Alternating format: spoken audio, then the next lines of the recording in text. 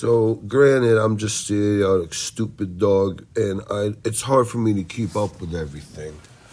This boy, Justin Roiland, he's the animator, the producer, the director, the voice actor, the co-creator of Morty and Bullwinkle, the famous Adult Swim cartoon.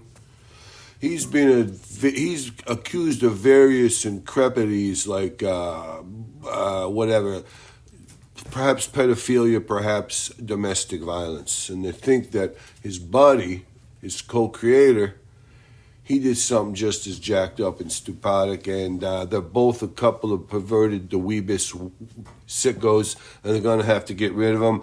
But the whole thing, Morty and Bullwinkle, will go on. So you got that going for yourselves. The problem I have is all these podcasters like Hassan Hume, Fatty Arbuckle, Chester, the other one. They all said, oh, I knew it. About the other guy that was a pervert too. Oh, I knew this boy. I got to come out against him. And I'm wondering if it's like a mean girl thing before all these podcasters and all these court jesters. They say, oh, I knew it. I could tell. He always took home the drunk girl from the bar. He was preying on the drunk ones. It's like, hey, if you knew it ahead of time, maybe you should, say something, see something. At least have a talk with the guy. Give him a referral to a psychologist or a psychiatrist or something. You know what I'm saying? Get him addicted to fentanyl, and maybe he'll take care of it himself eventually. He won't even be around anymore to do any sexual perversions or predatory things. But it gets me. They all know what's going on, but nobody, sees something, says something.